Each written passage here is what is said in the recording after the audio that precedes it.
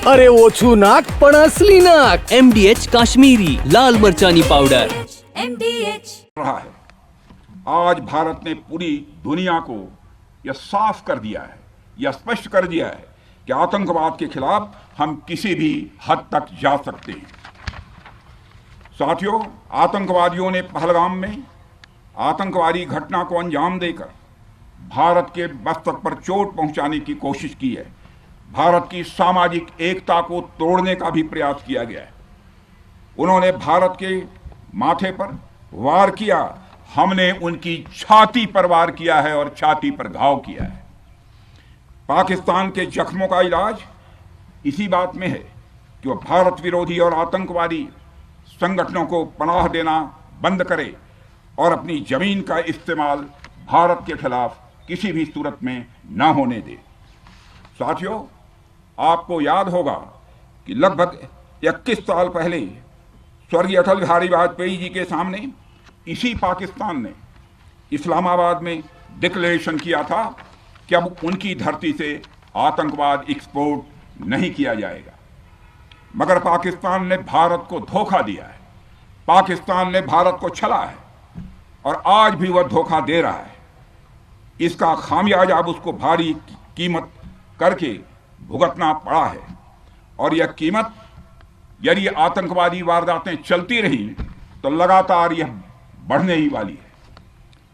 हमारे प्रधानमंत्री श्री नरेंद्र मोदी जी ने दो टूक शब्दों में आतंकवाद के खिलाफ भारत की नीति को रीडिफाइन कर दिया है, इसे परिभाषित कर दिया है, जो यह कहती है कि हिंदुस्तान की सरजमी पर किया गया कोई भी आतंकी हमला एक एक्ट ऑफ वार माना जाएगा।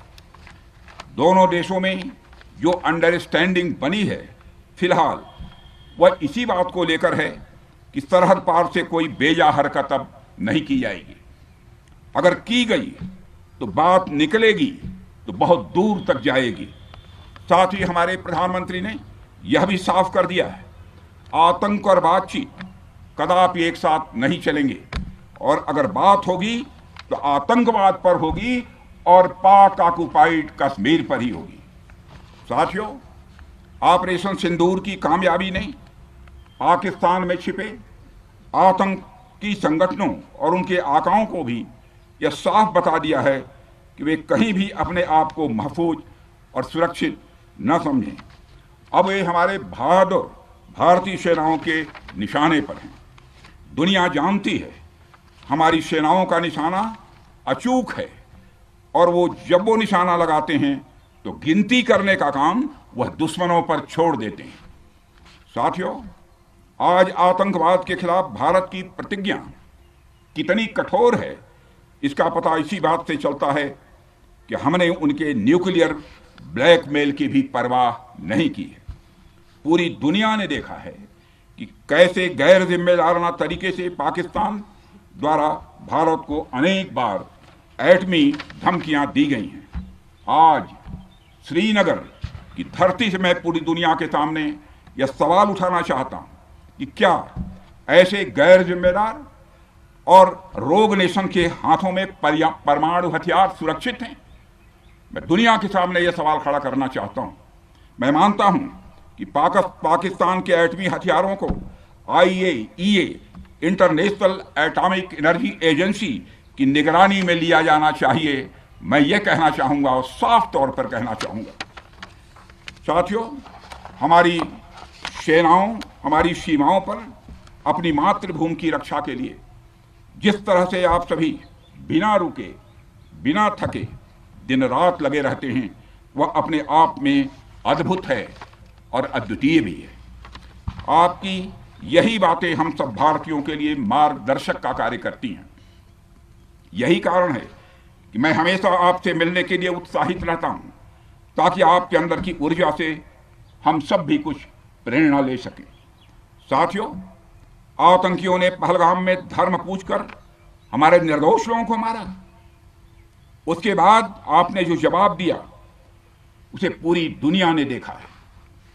उन्होंने यह नहीं सोचा कि आम नागरिकों ने उनका क्या बिगाड़ा है, उन्होंने ऐसा क्या किया है कि उन्हें मार दिया जाए। पर मैं यह कहना चाहूँगा आतंकियों ने भारतीयों को धर्म पूछकर देखकर मारा, धर्म पूछकर मारा, तो हमने आतंकियों को उनका कर्म देखकर मारा है। उन्होंने धर्म देखकर बेगुनाहों की जान ली, यह पाकिस्तान का कर्म था। हमने कर्म देखकर उनका खात्मा किया, यह हमारा भारतीय धर्म है। एक रक्षा मंत्री के रूप में मुझे आप सबको बेहद नजदीक से वर्षों से जानने का और समझने का अवसर मिला है। मैं आपके साहस और पराक्रम को तो जानता ही हूं, साथ ही साथ पहलगाम जैसी घटना के प्रति आपके गुस्से को भी मैं अच्छी तरह जानता हूं। साथियों, मुझे पता है कि पहलगाम के बाद आपके अंदर गुस्सा था, पूरे देश के अंदर गुस्सा था।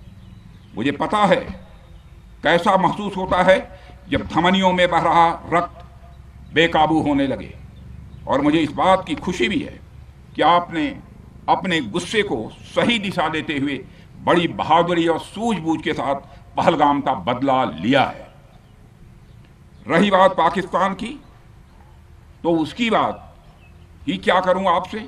वह देश तो मांगते मांगते अपनी जहालत से एक ऐसी हालात में आ गया है कि उसके बारे में यह भी कहा जा सकता है कि पाकिस्तान जहां भी खड़ा होता है वहीं से मांगने वालों की लाइन प्राप्त। MDH बिरयानी मसाला, पारंपरिक बिरयानीનો असली स्वाद। असली मसाले साच MDH